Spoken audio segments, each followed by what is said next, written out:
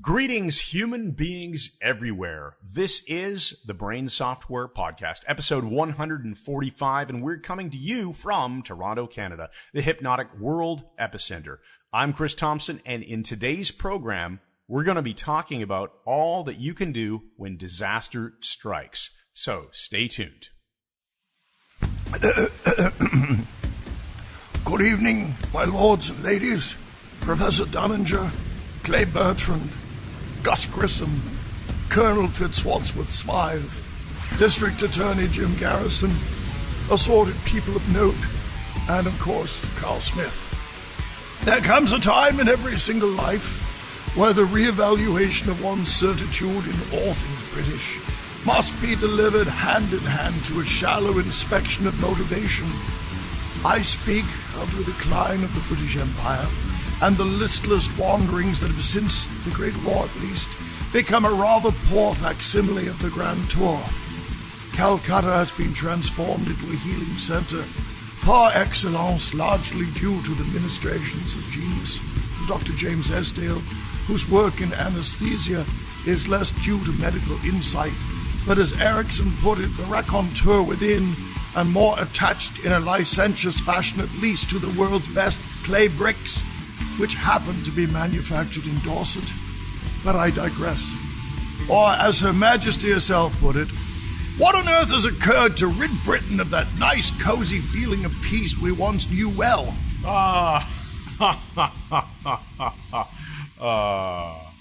These are days of victory! We ride it, folks. We ride the iron bastard of hypnotic power, and we ride it for you. So join me and them in welcoming to the planet's brightest room, the least geriatric man of his age anywhere. Hurrah! The mental gymnast for this generation, and a man unafraid to look disaster in its the very teeth. Mike Mandel. Yes, Christopher, here we go again. And you know what, buddy? I'm in a New York state of mind. I'm in a New York state of mind, too. We were setting up this podcast, and we were just singing realized. Billy Joel.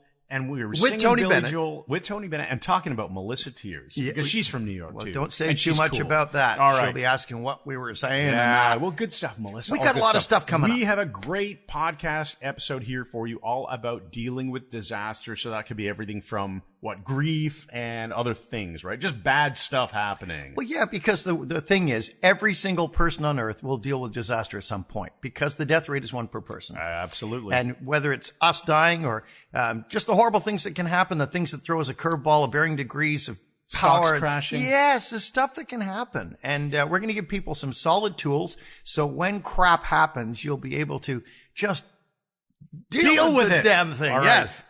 Before we begin, let's do a quick commercial break here and talk about the events that we've got coming up. The one that I'm most excited to buy.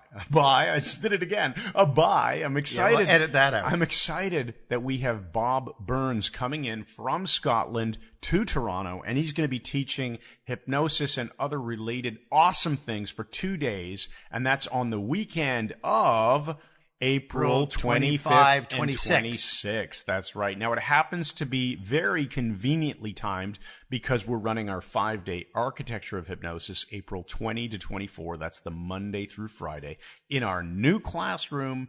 And you can find all the events that are coming up at MikeMandelHypnosis.com/events. But Mike, why are we so excited about Bob Burns? Well, because not only are we ending AOH in April, we've got a good turnout already, but we're rocketing right from the end of AOH into Bob Burns' training. Bob teaches the Swan, his own creation, which is freaking amazing.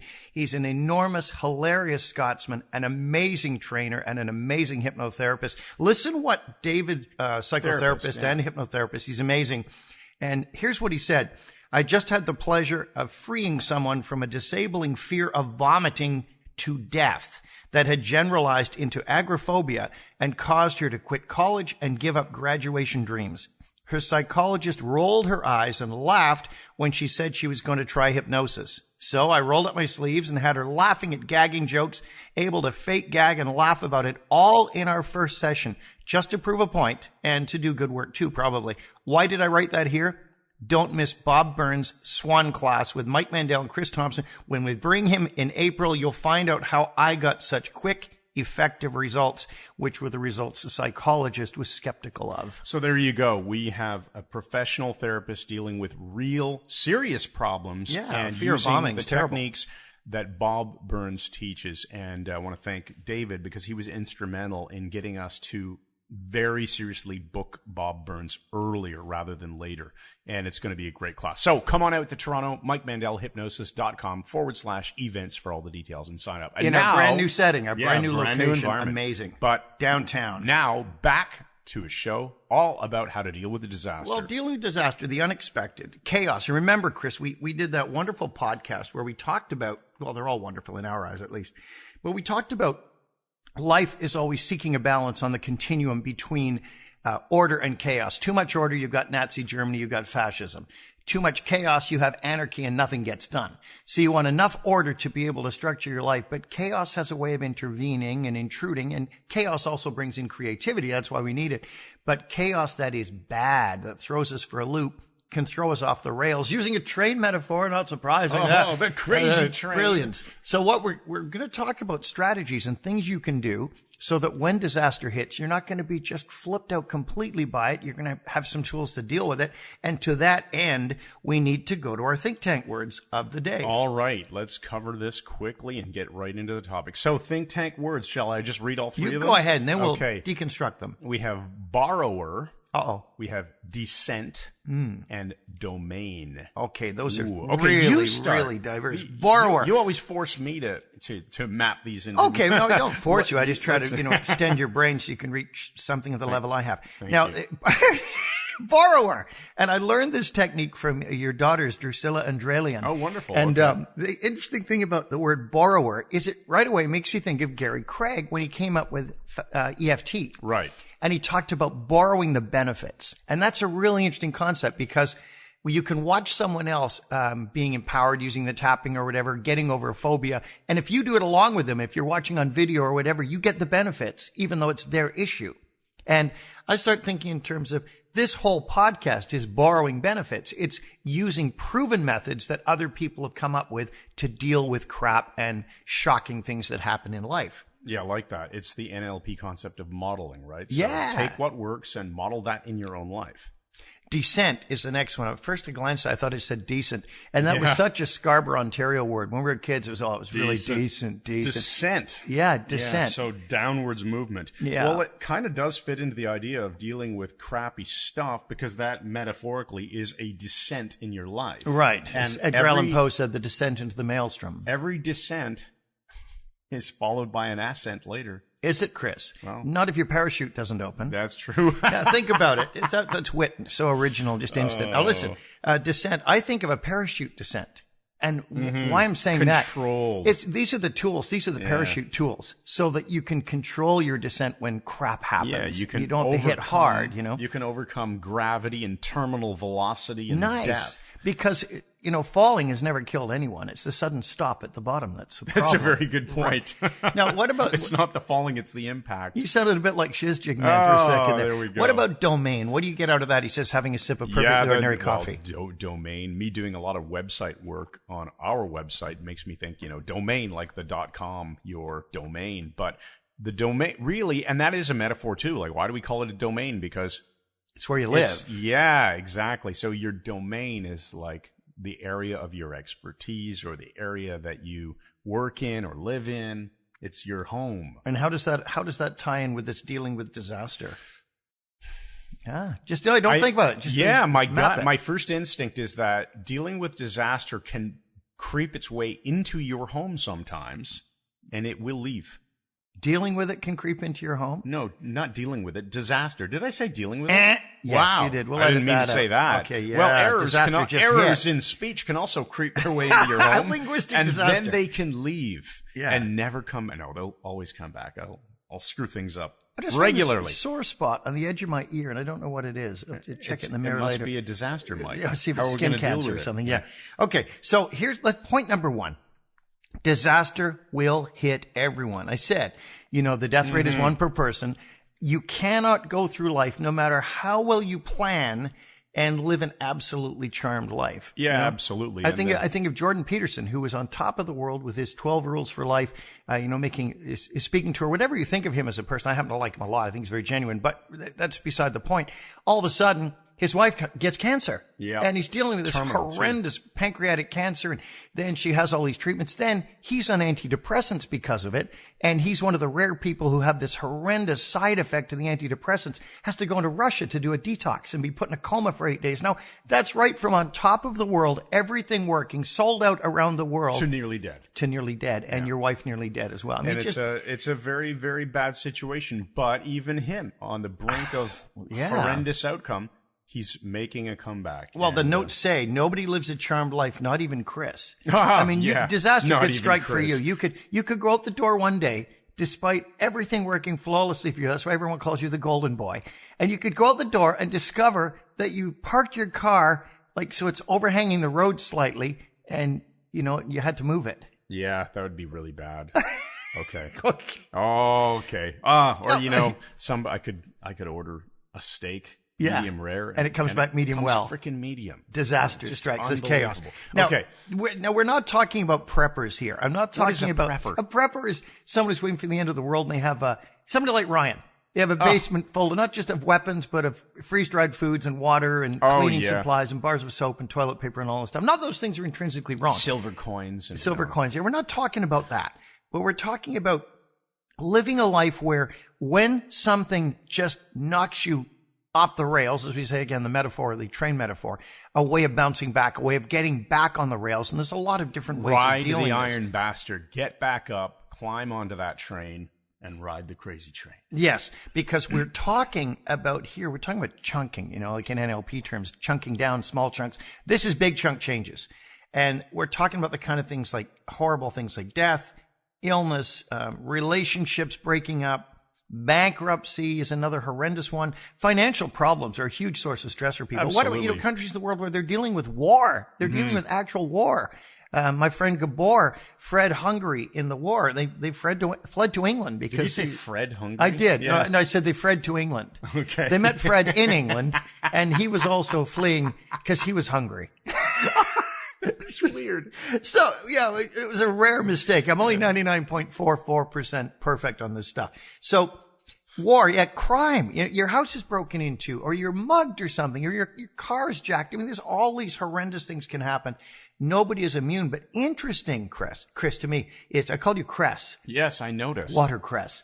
Interesting on this, Fritz, is sometimes good stuff can be catastrophic as well. Yes. Do you know, I read that thing. They said people who win a big lottery, like Powerball, or in Canada, one of these mega lotteries where they win like $8-10 million or something. And then most of them have no money like 5 years later. Yeah. They interview them even 2 years later. Some people say it ruined their life. Mm-hmm. It's hard to imagine, isn't it? Yeah. And you know what? Fame can ruin people's lives too. That's right? never affected me adversely. Just last week, weren't we reading an article that Tim Ferriss wrote about the aftermath, not really the aftermath, but it was a really well-written blog post all about dealing with success and fame. And in his case, he was saying, look, I'm not, a Jennifer Aniston or a Brad Pitt level of fame, but in his circle of entrepreneurs and things like that, he's got quite a lot of notoriety. He's had to deal with a lot of crap as a result of it. And so even something like fame that most people think is wonderful, oh, my life will be amazing, that can bring a lot of crap with it. Yeah, that's too much visibility. I'm not big on too much visibility. All right, so that's the framing of the types of problems. So now, what do we do to deal with it? What kind of bad surprises have you had in your life? Like things that, there's probably not a single example, is there, Chris? No, not even one. I really dissociate from these pretty easily and don't let them emotionally affect me. I think it's called not caring. Maybe, I don't know. That's not, I was kidding. Don't take it seriously. Yeah. No need to go and, jump off a bridge or anything. I'm not the right one to talk. I haven't had a hell of a lot. Well, you're quite a young man, which is a wonderful advantage. Probably means it'll all hit at once. Yeah. But, I've gone through the death of two parents. I was close to have gone through the death of Heather's parents as well, who had become essentially my new parents when mine died. And it's not just that. I had car crashes and a lot of stuff has happened in my life, but I'm not unusual in that regard. Everybody has stuff happen, right?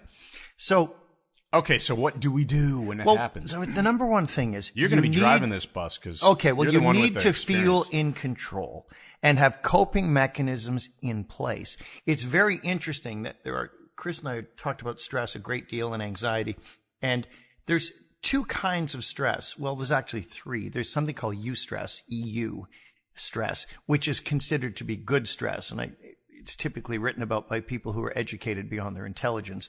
But I know what they mean by good stress. The kind of stress, you stress a muscle, it gets stronger. Out, exactly. You exercise your heart becomes stronger. The kind of stress, the Nietzsche thing, that which does not kill me makes me stronger. But then there's the kind of stress of catastrophe, going off the rails, something horrendous. And there's also the stress of the nagging, niggling day-to-day stress that wears you down, that's causing the constant adrenaline trickle. That is actually, if you can learn to manage the big, stressful, and surprising events, that's the one that will do the most harm. The day-to-day hormonal shifts that are just wearing people out, like rust in their system. So we're talking about. He's pointing at the microphone. Just refused to pay any attention. We're talking about we have to have coping mechanisms in place. We'll edit that out. We're back to editing everything out. Yeah. We need to have the means to deal with catastrophic stress. So the first thing is, he's trying to get me to talk into the mic without being able to read. So, okay, I'll just look through this solid piece of steel and see if I can still read my notes. This is a catastrophe. It's a disaster. This is a disaster. This has got refund written all over it. So the first thing is remain calm. Notice we're not saying don't panic. Look at the text and talking to the microphone. Remain calm. So you will probably, if something really bad happens, your tendency is going to be what Chris just said, to dissociate. And when we dissociate, we break away from negative as well as positive emotions and feel that we are external to the situation. This is going to happen because you'll be in a state of shock most of the time. Yeah, I somehow managed to do that without being in a state of shock. Just dissociating in general. Yeah, like it could be just something as simple as a big blow-up argument in the house because, I have one teenager and one about to be teenager, and kids going through hormonal changes. There can be all kinds of stuff. So they're fighting with their mom, right, over. And I'm, there's no blame here. It's just this kind of stuff happens in every single household of kids at this age.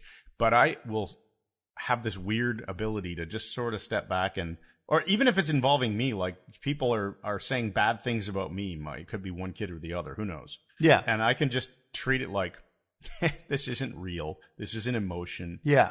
It's not. I'll just imagine that I'm not even in this situation. Well, see how well it works for you with something like testicular reconsolidation. Yeah. So what do you think about that, though? Well, it's a useful tool, being able to dissociate. I can remember having a corporate stage show once that was going off the rails and people weren't paying attention and they were hammered and stuff. And I can remember on stage realizing I was completely dissociated. I was absolutely dissociated from the show. It is a protection mechanism. It is now Enneagram 9s like you. They are the best at dissociating. That's why, our dear friend Paul or Sebastian, both 9s, you'll be talking to them and you can see their eyes glaze over. They've just gone somewhere else entirely. Yeah, just starting to think. Just thinking about pasta. Yeah, no, it could be anything, right? Anything. Yeah, just random. It could be anything. Yeah. But, it can feel like a state of shock. But, the key thing is when disaster hits, make no sudden decisions. Avoid impulse because your critical faculty is going to be essentially offline for a while. That's a really good point. It's no different than the absorbed attention of hypnosis. And so if your critical faculty, your ability to process and think logically and evaluate critically is gone temporarily due to stress, don't make any decisions. And the tendency is to be impulsive because when we have this disaster strike, it's always an emotional hand grenade. It feels terrible. Yeah. And the immediate response is, I've got to get rid of this bad feeling right away. And so I'll do something, I'll do whatever it is. And so impulsiveness is very, very dangerous when disaster hits. I'm glad he's just opened our software so I can see that we are actually recording this because it scared me. I have to check every once in a while. Thought we've been talking for 10 minutes with no content, none being recorded. Now, the other thing I said is, so you're going to avoid impulse because your critical faculty is going to be essentially offline. You have to recognize that something has happened. This is one of those things that has occurred, and people often blame themselves, Chris. If only. Oh, sure. And it's a kind of it's a pointless thing to do, to beat up on yourself at this point. Maybe later you can take stock of what you did wrong or didn't do, you should have done, or so on. But you have to take stock of your resources. And by that, I mean, in order to deal with disaster when it hits, when the train goes off the tracks, look around and check. What do you have in your life that are resources to help you deal with this thing? I'm talking about personal resources, people, friends and so on. Financial resources. Is there something that you can throw money at to fix this problem? And maybe that's not something you want to do in a hurry. Or is there information that you can gather that will help with this? That would be a perfect example. Someone gets a bad diagnosis, and that gives you the ability, nowadays you can go on Google, you can search and find all kinds of information and find what your options are to deal with this kind of thing. Yep. A friend of mine I spoke to this morning just had knee surgery. His knee's been driving him crazy. They found a chunk of 1-inch bone floating in his knee that nobody knew was there. Oh, that's kind of weird. Well, the interesting thing is now they got the information, they removed that, and his problem is gone. So resources can be, like you said, financial, and they can be information, like you just mentioned with this bone fragment, but they can also be time. Sometimes nice. All you need is time, right? All you need is time. I mean, think of just some basic stuff. I remember one time I was at the gym, maybe about 2 years ago, and I was doing a particular leg exercise, what do you call it? Like a leg press thing. Anyway, I never do it again because I really hurt my back. Yeah. I did something wrong, and I barely couldn't get home. I barely could get home. Language police. I had an almost impossible time getting into my car, driving home, and just collapsed into a backyard chair by the pool. Wow. And my wife said, "What did you do?" I told her what happened. I was out of commission for a good, at least a week. I was almost unable to do anything that required any kind of bending over or moving, and sleeping was difficult. When was this? Sucked. Did I know you then? Yeah. This was here. Okay. This was only, like I said, 2 years ago, maybe 3. But it was very bad, and all I needed was time and information. Learn from the disaster. Right. It nearly crippled me. Now, this isn't the kind of serious thing that was going to affect my life long term, and I knew that. I'd been injured before from various sports and things. Street fights. You play volleyball. You can almost roll your ankle when you jump up for a spike, and the guy who blocks puts his feet slightly under the net, and you land on his feet, and you roll your ankle. You could break your ankle. Even then, you're talking weeks in a cast. Yeah, 8 weeks maybe broken ankle. These are potentially catastrophic things if they interfere with, let's say you had an important trip coming up or some sort of presentation that you had to make. And I'm just trying to remember what we're actually talking about. Just disaster and how time can heal. Got it. Time yes. can be your healing factor. Time. Now, here's one of the, I put down, and this is a resource as well. Remember who you can trust. Oh, that's who a good is one. reliable in your life right now. Now, for all our dicking around in these podcasts, and we try to give some solid content. I'm not sure we always We try. But, you're obviously somebody I can trust. I know I've been able to go to you when I've had problems happen in my life. Remember when I lost my Bengal cat? That just wiped me out. Yeah, he was my kid, and you were absolutely there for me as a friend. And I know I can count on my wife no matter what. She's always there and always solid. But it's good to know in advance who are those key people, who are the inner circle people that you can phone at 3 a.m. if you have to. That's an important thing. I think everybody listening to this podcast should do right now. Just make a list in your mind or on paper, doesn't matter, of the people that you can totally rely on. Because if you don't have anyone in your life that you can completely rely on and know that you can deal with, then you got to put those people into your life. You gotta find them, right? And you can test it. Phone them at 3 a.m. Just see what kind of response you get. Just say, this is a test, But I also wanted to mention, how you said earlier, don't make decisions when you're going through the emotional. Don't be impulsive. Yeah. Well, I think it's also important not to make too much. I was going to say judgment, but I'm going to go with that word anyway. Don't be overly judgmental when you know that you're going through some horrendous situation, some peak emotion, because your judgment is going to be clouded by the emotion, right? Oh gosh. So if you're, let's say, and the reason I'm thinking of that now, Mike, is let's say you're going through a really bad situation and you're suddenly going, well, I thought that I could trust this particular person and I clearly can't. And you're not thinking clearly right. necessarily. Bring in all this other stuff. Wait until the emotions calm down, dissociate from the situation a little bit, and look at it objectively. Pretend you're a third-party observer, and then say to yourself, is it really true that I wouldn't be able to trust this person anymore from the objective evidence? Right, what do you think of that? That's a very good point. And that also ties into the next point, which is remember to ask for help. Like, don't be afraid to ask for help. It might be financial advice. If you've had a financial disaster, people are afraid to feel stupid. So they don't want to bring this stuff up. So, and by doing that, they cut themselves off from resources. Or, in my own case, talking about a pet again, my bull terrier, because to me, pets aren't pets. They're companion animals. My bull terrier, Lockjaw, in 1996, died of heart problems. I knew it was going to happen. And it was a horrendous thing. I actually went to a grief counselor.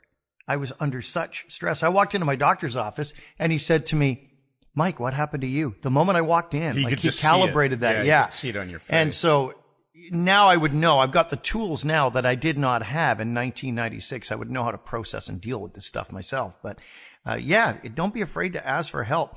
And you're going to have to be alone to process things when stuff goes off the rail. It's not always the best time to be too sociable, but you don't want to be alone too much either. It's finding that balance. Alone too much, that's when people become drinking machines and stuff like that. Yeah, I can imagine that would be the case for a lot of people if you're undergoing a lot of stress. And so you don't want that ego state of whatever ego state owns the catastrophe. Owns it, right. All of a sudden it's, oh, well, here's some booze, boom, and that pushes it out of the way, pushes that Vedic ego state out of the way. Yeah, and that's not helpful for becomes an avoidance state. Yeah. So it's okay to be alone. You're going to need to be alone to think this stuff through, but it's not a good time to be a hermit and go off in the woods for 6 months. How do you recommend people in a situation like that make a real worthwhile decision as to when they should get back into social relationships and not isolate themselves? Well, I think it just has to be short term. It's going to depend on the person, which leads to the next point.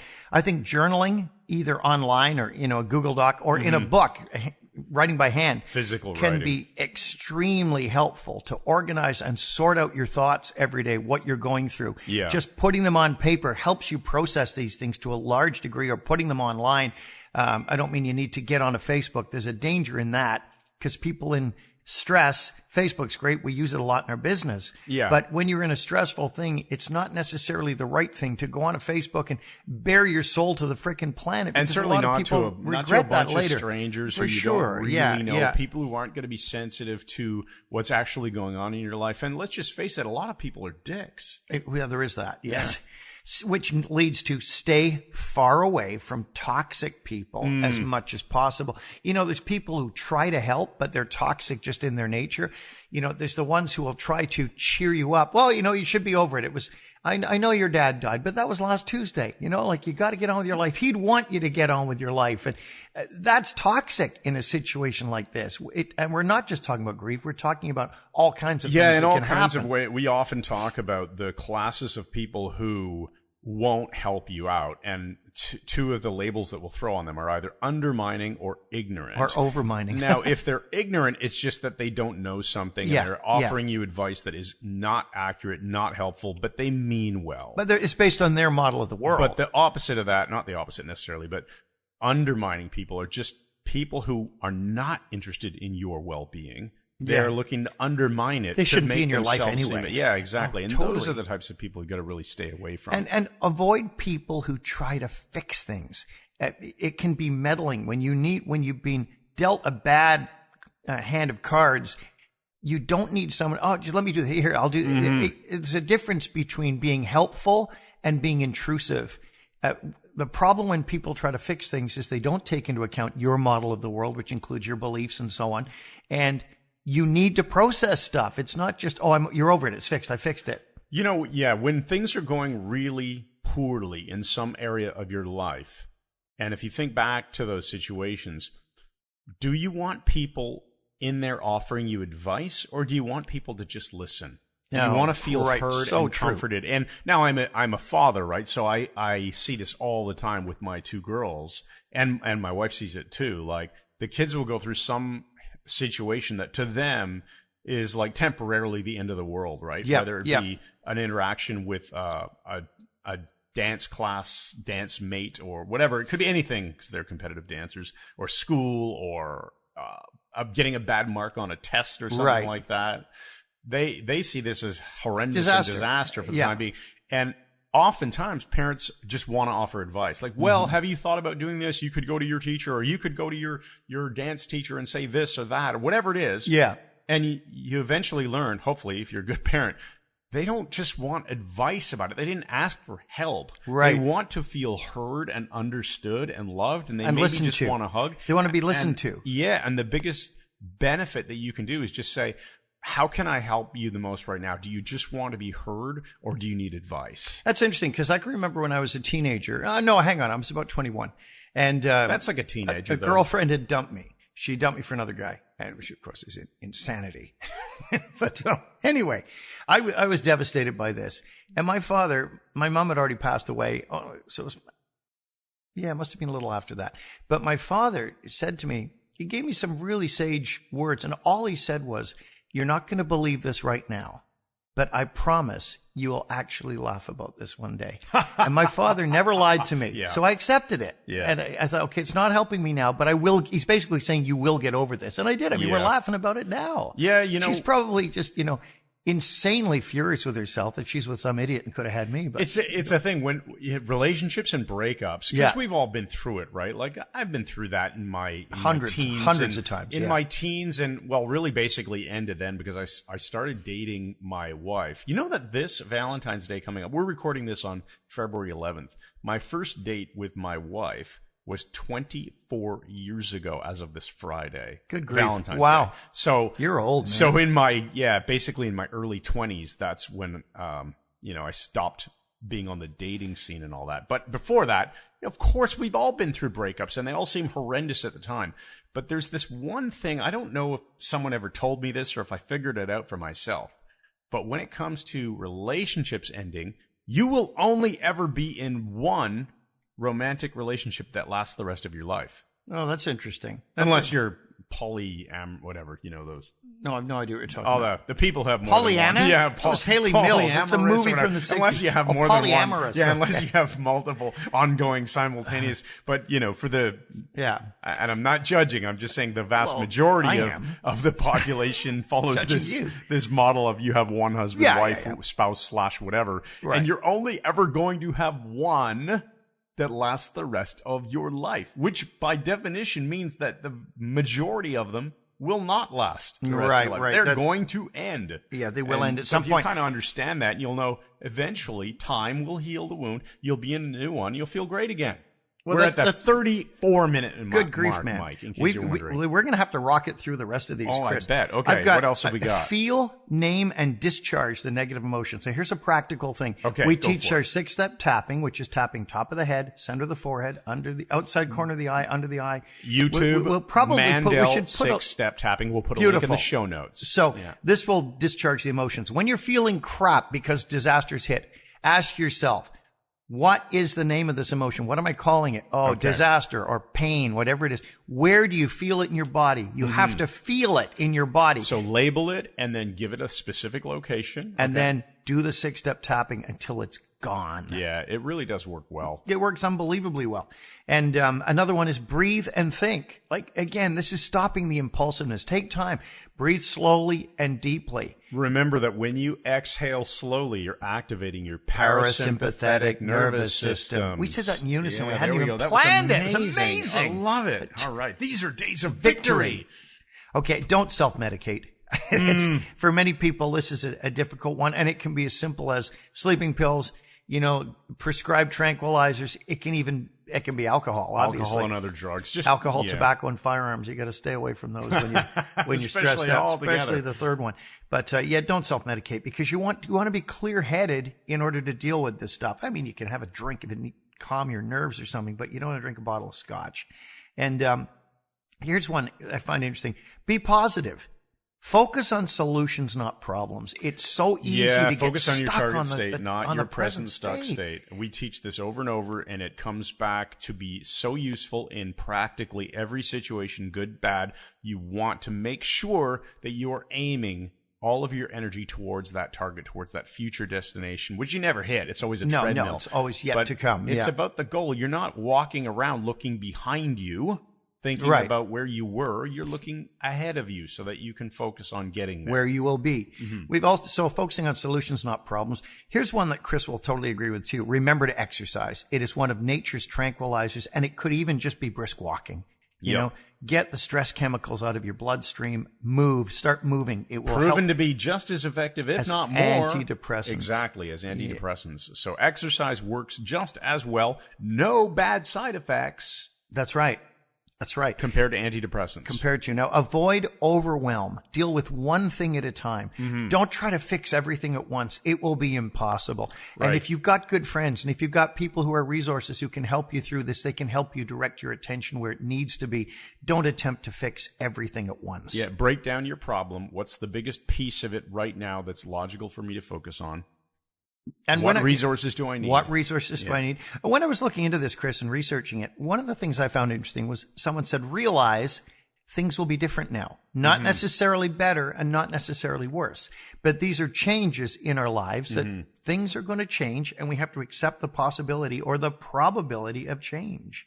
Yeah. By the way, Mike, about a week ago, I got a nice email, and I really apologize for the fellow. I cannot remember the first name now. But this was a guy who wrote in to us a little while ago, and we discussed it on a podcast here. Yes. That he had just lost a job that he loved. Right. And I remember that guy. It felt like grief to him. You know, he'd been basically, whoops, sorry, we don't need you anymore. And he wanted to know, what do you do? And I thought, well, I don't have personal experience with this exact situation, but I told the story about how we went through a grieving situation where a relationship ended, i.e. the classroom training that we were doing, and we had to find new space, and we used it as an opportunity to upgrade everything, and it worked out really well. Well, I gave him that advice, and of course, he sent in an email saying, thanks for discussing this on the podcast. Right. And guess what? Everything's changed. The lawn tree has bloomed. It's bloomed. Yeah. The guy's got a new job. He's thrilled with it. He used it as an opportunity to find what is it that I really want. And time and probably other energy like informational gathering and maybe relationships that he had to form. And the problem got solved, and now things are better than ever. No, nice. I remember that guy, and I'm so glad it's worked out for him. This is really good advice given to me by a friend of mine years ago, since passed away. My wife and I went through a major crisis many decades ago. I won't get into it, but it's a family thing. Okay. And he gave us some great advice. He said, beware of too many voices. He said, you're getting pulled in a million. Everybody's got advice. Do this. No, you should do this. You should do this. Watch out for the shoulds. He said, you need to just get away for a few days, just the two of you, away from the voices. And that's what we did. I think we went to Stratford, Ontario. Spent about 3 days there. The walked voices around are back. It was They're hard. telling you what to do. No, sorry, that's a Howard Jones song. Good. I was afraid it was you too for a minute. No. But yeah, too many voices. Give yourself time to heal. It's not going to be an instant switch into the positive. And one of them I didn't have here. We didn't say, I skipped by it, but beware of making negative identity statements like I am ruined, I'm a failure, I am doomed. These are identity statements that will have a profound effect on everything. Watch out for that. Better to say I'm a survivor. I will overcome. Label yourself in great, useful ways. I'm a winner. And anything that is negative, describe it as your behavior. You can change that part. Right, behavior, but not your who you are. Identity, it's just like you don't want to label yourself with a negative identity, but the behavior can be negative and changed. Oh, that's a good one. But interestingly, by the way, just a quick side note here, and I know we're running short on time, so I won't Ken Sweatman this. Okay. You do not want to label kids with positive identities that reduce their cognitive sense that they have to work for something. So the idea of saying, oh, you're so smart, Johnny. So special. You're a special, smart kid. Well, then the next time this kid does something that doesn't come naturally and easily, he goes, well, it's just not worth doing because, I don't want to disappoint the label of me being smart. You label the person as a hard worker. You're so resourceful and you are so good at working hard to achieve something. You worked so hard to learn how to do that. Whatever. Even if the kid hasn't had a disaster in his life. So, and that's good. The other thing is, this is an interesting one. Find the music that supports you. You know, we all have music that good puts us one. in a good ego state. And I've got this down to a fine art. Chris will tell you, I was on the road for 43 years. That's 5 tours of Australia alone, 5 tours of Britain. And I spent so much time living out of a suitcase in hotel rooms. And I am a homebody. I'm never happier than when I'm at home.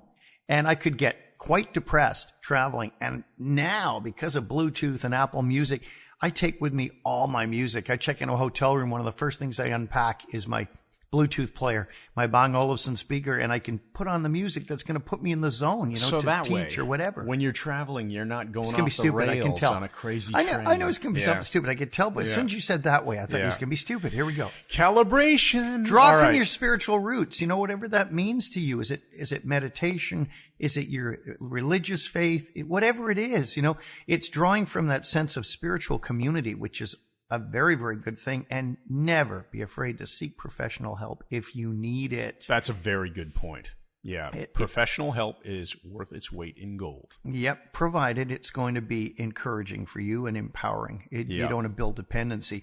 Recognize that you will get better. No matter how unlikely it seems, most people do. And most of the things we worry about, including what if things are never fixed? You know, what if I'm never happy again?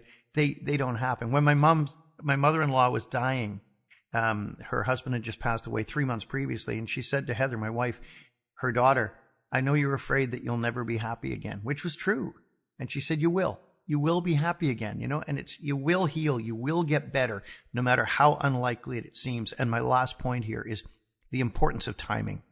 Neither rush your recovery nor wallow in despair and pain. Both of those Great advice. are ineffective ways of dealing with stuff. If you rush your recovery, you won't do clean work.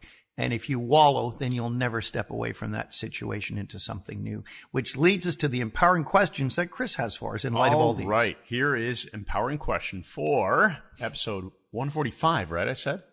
Yes, you did. 145. Ask yourself, what preparations will I make now to ensure that I will have the resources I need when life throws me a curveball? What will I do to make sure that I am a ready resource for those people who are going to need me? So there's your two-part Fantastic, question. Chris. It goes both ways. I love it. I love that it makes so much sense. It's about how you can help yourself and how you can help others. And when disaster hits you, Chris, I'm here for you, buddy, as long as it's not too much trouble. Right. Now, okay. I've got a metaphor, which we're going to, I know. know I always like to, because I'm the Okay, nine, you I say go, it. well, for anyone who's just listening the first time, they're going to go, what the heck is a meta 5, Mike? You're just weird. It's a metaphor, i.e. a story that'll change your life, but it's one better than a story. So it's a meta 5. You got it. This is Bruce Gibbon and the Globe and Mail. The Globe and Mail is Canada's national newspaper, and it was delivered early in the morning. Now, I mentioned my story about Mrs. Bardwell in a previous podcast. Awfully sorry, Mrs. Bardwell. Get your paper on. Where's my bloody paper? Well, Bruce Gibbon, I delivered the Toronto Star and the Telegram, different papers, but Bruce delivered the Globe and Mail, and that was delivered like 6 a.m. Yes. And for a kid to be up that early and delivering the paper, it was a lot of stress on him. He was a funny guy. He was a smart guy, but he had a really interesting coping mechanism, because when he went around Shandera Crescent and, you know, in the wintertime, it was pitch black outside when he was delivering. The streets were empty. He was alone. He's got a bag of papers, and he's a 13, 14-year-old kid. Did the streets have no name? No, but they scared him. They scared him badly. 2 trees in particular on Shandera Crescent stuck up like enormous hands. They were bleak with the leaves falling off. And he would be delivering, and he'd start freaking himself out. He'd look and say, I got to keep an eye on those trees. And he'd be putting the paper out in someone's house, and he'd glance over his shoulder. Got to keep an eye on those trees. And by the time he got around the corner, he'd be saying, got to keep an eye on those hands. And he was really scaring himself. Finally, he thought, screw it. He just gave in to his fear completely. Dropped his newspaper bag in the middle of the street, stood there staring at these trees that were like enormous hands, waiting to grab him and drag him somewhere horrible, and started making scary sounds just to freak himself out. He stood there and blew it all out. He went,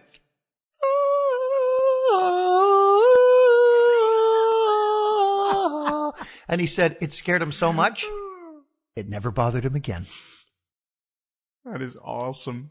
Thank you, everybody, for listening. This has been Brain Software episode 145 with Mike Mandel, and I'm Chris Thompson, and my little dog, Ollie, at my feet, just shaking his... Also known as... Shaking himself. Stinky Winky. Right, so we want to encourage you, make sure you head on over to MikeMandelHypnosis.com. Actually, we recently redesigned our homepage, so check that out. I hope you really love it. And visit the events page, MikeMandelHypnosis.com/events, and come to Toronto. Check out all the stuff we're doing. We're going to be in Vegas this August. We're going to be in London in November. And we're going to have a freaking blast. Come and hang out with us. Come to Architecture of Hypnosis April. It's filling up, but there's some spots left. That's right. And good night!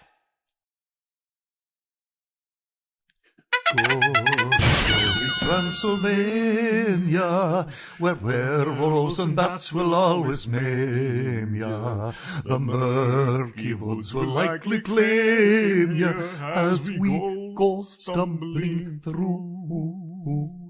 I pledge by the sign of the three-toed sloth to do my best, to do my duty, to always obey the laws of the werewolf pack, and to never rest until Bruce he lives once more and takes his place in the annals of distinguished monsters, and I can once again return to that most goriest of homelands, gory, gory Transylvania, as we go stumbling